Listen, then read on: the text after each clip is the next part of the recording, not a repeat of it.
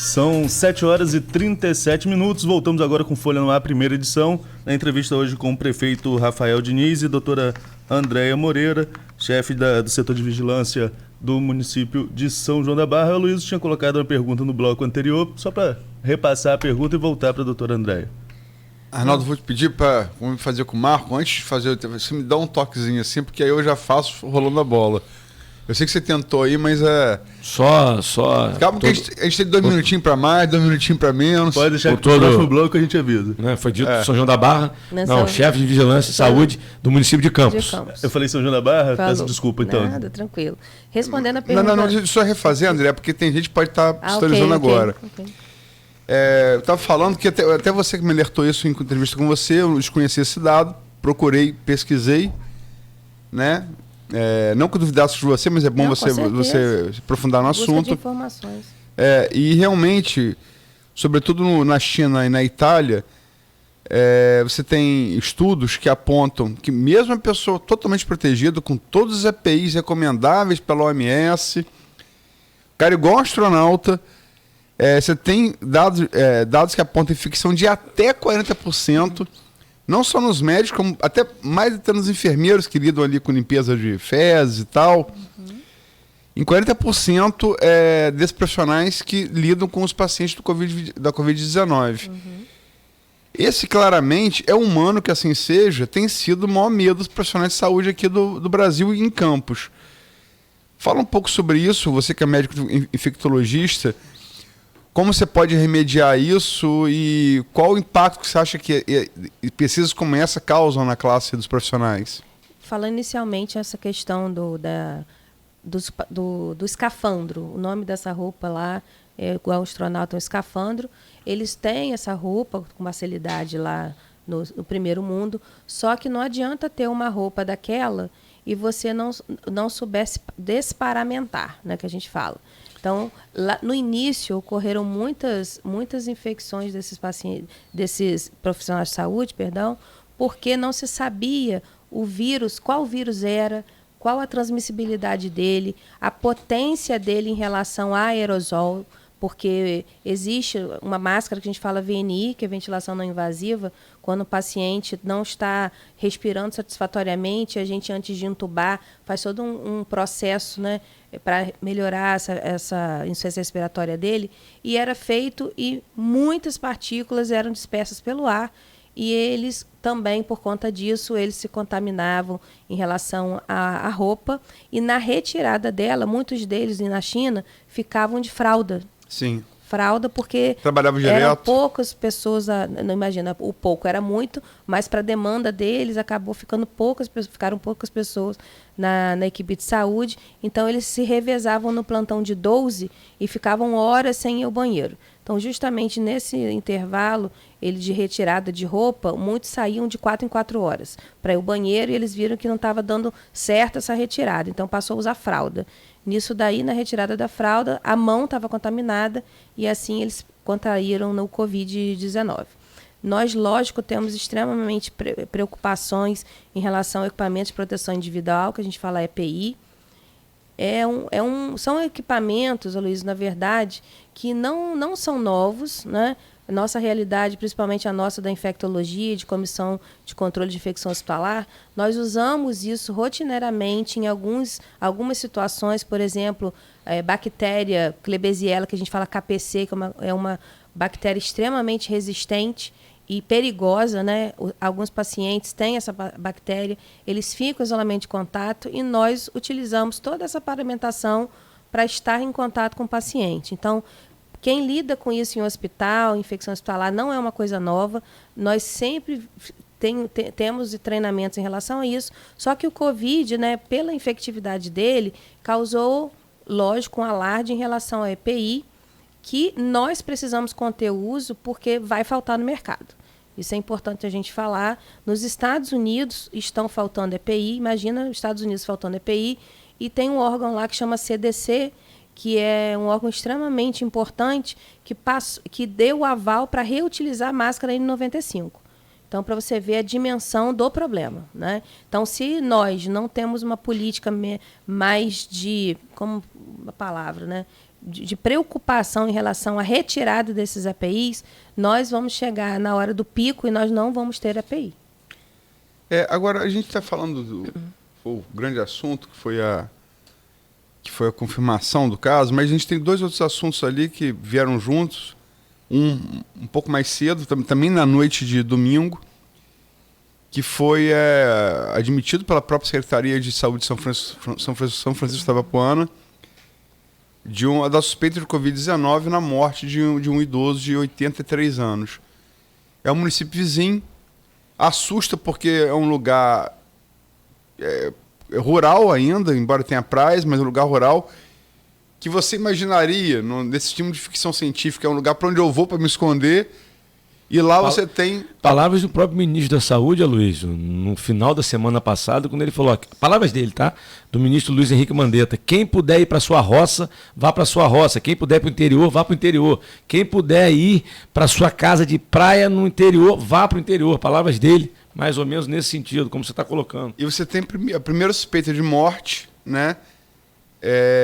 Em São Francisco, que é uma localidade interior. Agora, como é que vocês veem isso? E como é que sendo um município vizinho, né, com o norte aqui do município, como é que isso... Vocês estão preparados com isso? Para isso? E barreira fiscal também é um outro assunto que é bastante comentado. Em São João da Barra, as barreiras fiscais estão sendo muito efetivas. Aqui em Campos, por enquanto, nem tanto. Bom, Luiz, é importante deixar claro, né, nesse momento que a rede social permite uma cobrança maior. Barreira sanitária. Desculpa, o erro foi meu. Há uma cobrança muito maior. Algumas cidades podem se fechar, né, com mais facilidade. No caso de Campos, é uma situação muito mais difícil, uma vez que nós somos cortados pela BR-101. E uma vez cortado pela BR-101, a gente não pode fazer a barreira como outras cidades tantas estão fazendo. Mas ontem mesmo já houve uma reunião com a presidente doutora Andréia, com a presidente Felipe Quintanilha, que é o presidente do MTT, com parte das forças de segurança, e essa reunião foi pela manhã e foi reforçada na reunião da noite para iniciarmos amanhã as nossas barreiras sanitárias, dentro dos limites que são possíveis, uma vez que somos cortados por uma BR-101. Amanhã, então, começa? Isso, amanhã. Na verdade, Luiz, não começou hoje, porque a gente está aguardando os termômetros, porque, né, ocorreram várias faltas no mercado e dificuldade de conseguir determinadas coisas. E o termômetro foi uma coisa... Termômetro para avaliar a temperatura das pessoas, porque febre é um dos sintomas. É um dos principais sintomas. Faz uma barreira sanitária com termômetro digital, são 3 minutos para cada pessoa, né? Então ia causar um transtorno sem necessidade. E como é que vocês viram essa suspeita de morte em São Francisco? Na verdade, a gente tem que ter muito discernimento, porque depende do cenário de cada local, né? Hoje a gente está trabalhando muito isso aqui em Campos, porque tudo passou a ser Covid, né? E nem tudo é Covid. Nem tudo é Covid. Então, precisamos ainda que, apesar do Ministério da Saúde estar em outro patamar em relação à história epidemiológica, nós aqui em Campos precisamos manter ainda essa história epidemiológica perto de nós, em relação a cada paciente, né? Porque o vínculo desse paciente que veio de São Paulo, ele foi para uma área de circulação local. E nós aqui em Campos ainda não temos confirmado circulação local, né? Então, pandemia é isso. Qualquer local do mundo pode ter acometimento, né? E aí eu não sei, essa paciente em si, se teve alguma história, se teve contato... O paciente é um homem. É um homem? Se teve contato, alguma história epidemiológica, porque é estranho, só um paciente, né, tá acometido por isso. Se for idoso ainda, mais ainda. Eu posso ler a nota oficial da Secretaria Municipal de Saúde? Vamos lá, para eu fazer uma... Vamos lá. Nota oficial. De São Francisco. São Francisco. Sim, está falando do caso suspeito de morte. A Secretaria Municipal de Saúde vem a público informar que, na presente data, isso foi no domingo, foram noticiados 2 casos suspeitos do novo coronavírus Covid-19 no município de São Francisco de Itabapuana. Os pacientes foram atendidos e avaliados no Hospital Manuel Carola. O primeiro, um homem com 83 anos, foi admitido em estado grave e evoluiu a óbito. O segundo, uma mulher de 42 anos, encontra-se com indicação de isolamento domiciliar. Foi realizada a coleta de material para envio de testagem no Laboratório Central Noel Núteos, LACEN, no município do Rio de Janeiro. Até o presente momento, no município de São Francisco de Itabapoana, foram notificados 3 casos suspeitos, sem nenhuma confirmação. A Secretaria Municipal de Itabapoana insiste no pedido à população para que permaneçam as suas residências. São Francisco de Itabapoana, 22 de março de 2020. Sebastião Tavares Campista Filho, Secretário Municipal de Saúde. Então, assim, não tem nenhum dado epidemiológico aí para esclarecimento, né? Mas com certeza, se for positivo, alguém assintomático, né? Que o assintomático também passa a doença, mas necessariamente tem que ter vindo ou de algum local, país de circulação, ou até um estado com evidência de circulação local. Que fora isso, não tem como o vírus, né, aportar lá no São Francisco de Itabapoana. Por isso que essa história epidemiológica, a vigilância de lá, com certeza deve ter isso, mas esmiuçar melhor essa questão da epidemiologia. Ali tem muito trânsito com o Espírito Santo, né? Sim, o Espírito Santo tem alguns casos. Mas né? o próprio Ministério fala que essa coisa de... o próprio Ministério falou que agora toda a contaminação ela passa a ser comunitária, né? Mas depende, Luiz, a gente tem que... depende muito... Tô falando do Mandetta, né? Não, então, o Mandetta fala na questão Brasil, mas imagina um município, né, pequeno de São Francisco, de repente o Covid chega ali por alguma pessoa. Ele não ia chegar por onde? Né? Então a gente tem que buscar isso daí até para verificar a questão de familiar, da onde ele veio, de que estado ele veio. Não é de repente surgiu um vírus aqui em Campos, né? Campos até com mais facilidade por causa da proximidade com o Rio e São Paulo. Sim. Mas lá temos o fato que ver da BR essa parte. que o Rafael falou, né? É. Agora, outra novidade que a gente teve ontem, teve uma notícia, na verdade foi uma entrevista, começou tudo uma entrevista do secretário de Saúde, Edmar Santos, à Globo, para o G1. Ele começou a falar em hospitais de campanha. Aí falou em zonas do Grande Rio, e falou também um hospital para o Sul Fluminense, para o Norte Fluminense, e cita um hospital universitário no Norte Fluminense. Ponto. Um site da cidade, enfim, não vou ficar falando de colega, mas enfim, soltou a notícia de que seria na UENF, calculando em 135 leitos. Eu peguei a notícia, liguei, e outra coisa que o Rafael falou é importante ressaltar, e ontem eu senti isso muito na pele, falo como jornalista. Eu liguei para o deputado Vladimir Garotin, o deputado Rodrigo Bacelar, liguei para o prefeito Rafael, o prefeito Rafael me colocou para falar com o deputado Marcão, e digo, eu senti a união de todo mundo ali, todo mundo passando as informações, todo mundo preocupado, e está confirmado, vai vir um hospital de campanha estadual para Campos. A UENF foi descartada pelo próprio Edmar por ser muito distante. Nessa manhã, saindo daqui, Rafael fatalmente vai se carregar disso. Técnicos do município com técnicos do governo do estado, baseado nas especificações passadas pela empresa já contratada para montar esse hospital de campanha no estado todo, vão estar passando, se não está passando agora, né? Para ser achado um local que não seja distante dos hospitais. E tem a notícia também que o Superbom ofereceu a rede de supermercados a área da Vaza, que é ali... Em frente ao Shopping 28. Em frente ao Shopping 28, exatamente, Rafael. Também eu coloquei ontem. Como é que vocês veem isso? O Rafael já deixou claro que isso, o CCC lá da Beneficência vai continuar funcionando apesar disso. Mas como vocês veem essa chegada de socorro aí do governo do estado? Vamos lá, Luiz. Desde a última... Primeiro que a gente tem mantido um contato direto. E o seu ofício também pedindo isso, Rafael. Lá primeiro deixar claro o nosso contato direto com a Secretaria Estadual de Saúde, né? Repito, é momento de união, independente de grupo político ou governo. O nosso contato está direto com a Secretaria de Saúde do estado, até porque, né, nós precisamos cumprir protocolos, e os protocolos são estabelecidos pelo Ministério da Saúde, Secretaria de Estado e, consequentemente, para os próprios municípios, onde devemos cumprir todos os protocolos determinados. Isso é um ponto. Segundo, há necessidade de termos leitos de UTI para Campos, primeiro porque é a maior cidade do interior, né, nós estamos falando de mais de 500 mil habitantes, e segundo, por Campos ser um polo regional de atendimento de saúde, por atendermos a vários outros municípios também, e nesse momento fazendo uma defesa de todos os outros municípios, né, fazendo uma defesa de São Francisco, de São João da Barra, de Cardoso Moreira, porque se em Campos, né, em grandes cidades do Brasil, você vê a capital São Paulo, você vê Rio de Janeiro, né, você vê dificuldades na prestação do serviço público de saúde, imagina nas pequenas cidades. Então a gente precisa pensar de forma coletiva. Foi quando, na segunda-feira retrasada, dia 16, salvo engano, nós enviamos um ofício para a Secretaria de Estado, ofício esse depois que eu também enviei para o Ministério da Saúde, solicitando leitos de UTI para a nossa região, explicando exatamente isso, né? Por Campos ser responsável não apenas por uma população enorme e por um território enorme do interior do estado, como também, né, por tantos outros municípios. A gente ontem recebe a feliz notícia de que o estado estará disponibilizando esse hospital de campanha na nossa cidade para atender a toda a região.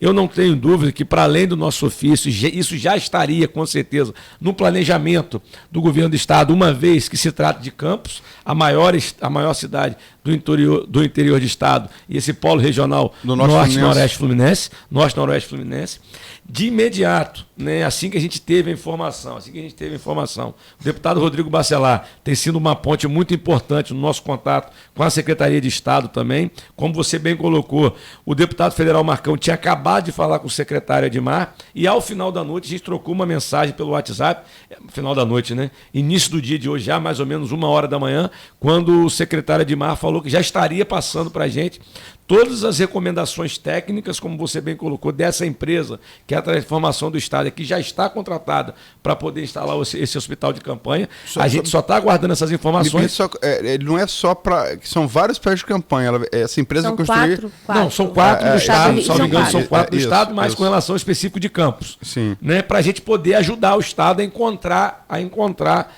essa área. Não tem área ainda escolhida. O Estado precisa nos passar essas informações técnicas para a gente poder ajudar a encontrar essa área, como a Luiz bem colocou, que já foi ofertada, inclusive, pelo Grupo Superbom, nesse espaço da Vaza ali, né, que é em frente ao Shopping 28. Mas, independente disso, então a gente celebra esse momento, né, do Estado fornecer toda essa possibilidade de equipamento e de atendimento para a região norte-noroeste Fluminense, sendo em Campos, mas, independente disso, o planejamento municipal continua o mesmo. A gente continua com todo o nosso esforço para poder entregar logo o nosso centro de combate ao coronavírus, que já está sendo produzido, na verdade, né, construído, montado na Beneficência Portuguesa, para que, independente daquilo que o Estado venha a trazer para também atender a população de Campos, a gente está pronto para esse enfrentamento, Luiz. Luiz, só queria colocar um dado André, que eu acho que é importante para as pessoas tomarem dimensão do problema, né? Quem não tem ainda essa consciência está na hora de ter. O Ministério da Saúde registrou o primeiro caso do Covid, foi no dia 26 de fevereiro. No dia 6 de março já eram 13. No dia 8, 25 casos. 3 dias depois já eram 52. Dia 13, 98. Dia 15, 200. 3 dias depois, 18, 428. E nessa sexta-feira passada, dia 20, já eram 904 casos. E nessa segunda, 1.891 casos. Então, é uma progressão alta de doença, de confirmação. Era geométrica, não era aritmética, né? E casos, assim, multiplicando por 2 a 3, né, 2 a 3 dias, isso vai multiplicando exponencialmente.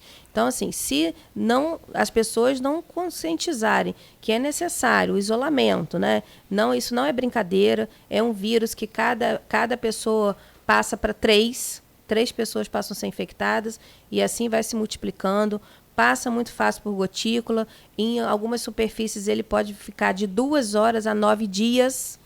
Então, assim, nós aqui no Brasil achávamos que ele teria um outro comportamento por causa do calor, né, de ser um país tropical. Isso não vem acontecendo. Nossa curva estava igual à da Itália. Então, assim, medidas drásticas devem ser tomadas e foram tomadas. E, a partir daí, a curva começou a declinar um pouco, né? Mas o Mandetta causando esse novo chamamento à população nessa semana foi extremamente importante para essa curva baixar. Então, a gente, aqui em Campos, nós começamos a fazer isso precocemente, né? Não deixar a coisa explodir para fazer essas medidas. Eu queria deixar claro que alguns médicos vão até a rede social antes, né, falar que a prefeitura não estava fazendo nada. E assim, não é questão de me incomodar, não, nem incomoda o prefeito, porque a gente sabe o trabalho que a gente faz. E desde o caso de o primeiro caso, 31 de dezembro de 2019, pela experiência minha de vigilância e epidemiologia, influenza foi a mesma coisa. Começaram em poucos casos, de repente foi uma pandemia. Então, nós já começamos a trabalhar estrategicamente para, caso fosse acontecer isso, mas o carnaval no meio do caminho atrapalhou, com certeza, não deveria nem ter ocorrido, mas nós estamos fazendo ações importantes. Vamos fazer a barreira sanitária amanhã, vamos fazer também a lavagem das regiões, vai começar provavelmente hoje, eu vou acabar de afinar isso com o Leonardo, secretário do Meio Ambiente, ao redor das unidades referenciadas e dos hospitais, que é extremamente importante, porque na China verificou-se que na sola do sapato de alguns tinha também o Covid. Se recomenda lavar com água sanitária, né? Isso. Eu não tenho álcool gel, eu não tenho. Primeiro que você não precisa ter álcool gel para todo mundo. É lavagem insistentemente com água e sabão das suas mãos, várias vezes durante o dia. Álcool gel quando você não tem acesso a água e sabão, né? Exatamente. Muitas pessoas acham que o álcool gel, né, vai acabar valendo mais, né, servindo mais, significando mais proteção do que a água e o sabão. Muito pelo contrário, se você tiver condição de evitar a utilização do álcool gel para deixá-lo para o momento que você não tiver acesso à água, de repente, no meio da rua, é melhor você utilizar água e sabão. Tanto que a gente editou um decreto, Aloysio, na última sexta-feira, com relação a Águas do Paraíba, decreto esse importante que proíbe qualquer corte de fornecimento de água para garantir atendimento de água à população nesse momento que a gente precisa higienizar as mãos, higienizar constantemente as mãos. Outra medida é prorrogar o vencimento para 2 grupos importantes, né, os grupos que compõem, as pessoas que compõem o grupo da tarefa social, ou seja, as pessoas mais humildes e também os pequenos comerciantes. E acredito que uma terceira decisão, talvez a mais importante de todas, garantindo acesso a 15% a mais de água, no limite dos 15%, comparado ao consumo médio do ano passado de toda a população, sem que pague mais nada por isso, ou seja, que a pessoa tenha acesso a mais água de qualidade para promover a higienização dessas mãos. Mas como o doutor Andréia bem colocou, e é importante deixar isso muito claro, o ministro da Saúde tem dito isso, o secretário de Estado tem dito isso, e os nossos técnicos, o doutor André, tem dito isso, nós precisamos dizer. O Brasil não tem condições hoje de suportar uma tragédia. A saúde pública no Brasil não tem condições de suportar, caso venha acontecer uma tragédia, caso venha acontecer um número alto de casos no nosso país. Por isso, a missão tem que ser agora. Por isso que o ministro tem sido muito claro. Essa semana é crucial para a gente fazer o enfrentamento. Não adianta a gente se preparar com leitos de UTI, não adianta a gente se preparar com quartos de internação, com todo equipamento para poder fazer a triagem e o atendimento à população, se nós não fizermos a nossa parte agora. Isso é importante ser dito para a população. Repito, se vem acontecer um caos, nenhuma cidade no Brasil está preparada para esse enfrentamento. Não está. Não é causar pânico, não é ser pessimista, é ser responsável. É ser responsável. Então, o nosso clamor agora, né, independente de grupo político, independente de religião, é que todo mundo entenda que a missão é agora. É agora, eu digo desde semana passada, é não sair de casa. Infelizmente não são todos, os profissionais da saúde não podem, eles têm que ir para o fronte, os profissionais da segurança, eu enquanto prefeito, doutor André enquanto agente de vigilância sanitária, infectologista, a imprensa não pode, tem que estar na rua, cobrindo.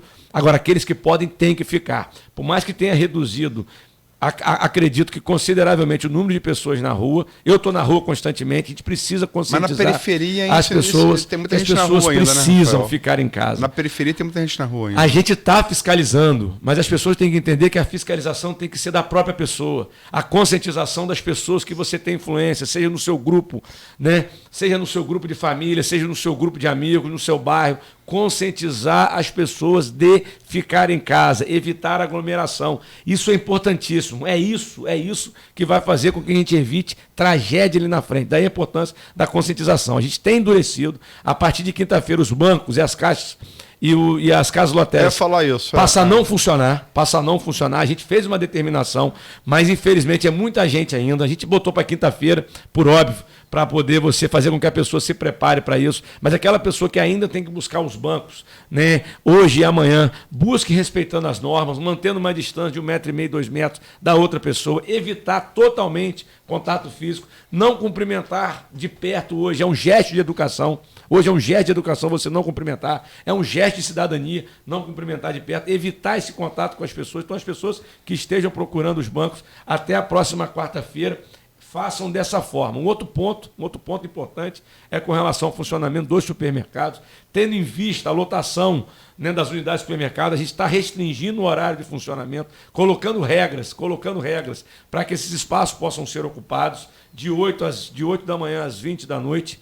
As farmácias, os únicos estabelecimentos que vão continuar funcionando 24 horas por dia, fora isso, todos os outros com regramentos, com horários, isso tudo para que a gente possa convencer as pessoas e ainda mais a diminuir a aglomeração de pessoas e o número de pessoas na rua. Mas não adianta nada, isso foi dito ontem pelas forças de segurança. As forças de segurança vão estar atuando firmemente. Se precisar usar de força, elas vão usar, palavras ditas ontem, né, por todos os grupos que compõem a equipe de segurança do nosso município, seja ela a nível municipal, estadual ou federal, será usado simplesmente por uma coisa.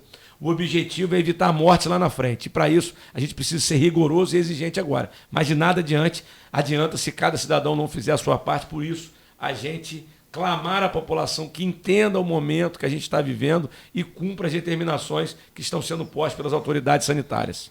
Arnaldo quer fazer um intervalo ali, se fizer, quem vai agir com poder polícia sobre mim. Mas isso que se falou, Espanha está fazendo, Itália está fazendo, e uma cidadezinha referência, uma tal de Nova York, passou a fazer também. Então E a gente precisa, e a gente já está fazendo, Aloysio, antecipadamente. Se a gente cumprir tudo aqui agora, eu tenho certeza que pode minimizar qualquer tragédia ali na frente. Pode não, vai. Vai. Eu vou pedir o próximo bloco, eu só queria colocar, logicamente que não estou fazendo nenhuma ilação, mas o que é muito comentado enfim, fake news tem tudo quanto é lado, mas não é falar só em Campos, mas no Brasil, em relação à subnotificação. Isso eu estou comparando, Itaperuna é um município muito menor que Campos, muito menor. Também polo de referência de saúde, no caso de Itaperuna do Noroeste, ali o São José do Havaí, tem um trabalho brilhante ali, né? Itaperuna tem 43 casos suspeitos, Campos tem 14. Um confirmado e 14 suspeitos. Não é muita diferença, porque deixa a pergunta para o próximo bloco. São 8 horas e 4 minutos. Nós voltamos no próximo bloco com Folha no Ar, primeira edição. Hoje, recebendo o prefeito Rafael Diniz e a chefe da Vigilância em Saúde de Campos, Andréia Moreira. Informe do Trabalhador. O médico do trabalho, Ricardo Garcia, faz um alerta em relação ao coronavírus. Ele diz que falta infraestrutura para o atendimento e treinamento para os profissionais de saúde. Esse vírus faz parte de uma família de grandes vírus que causam doenças respiratórias, mas que já causaram também em 2002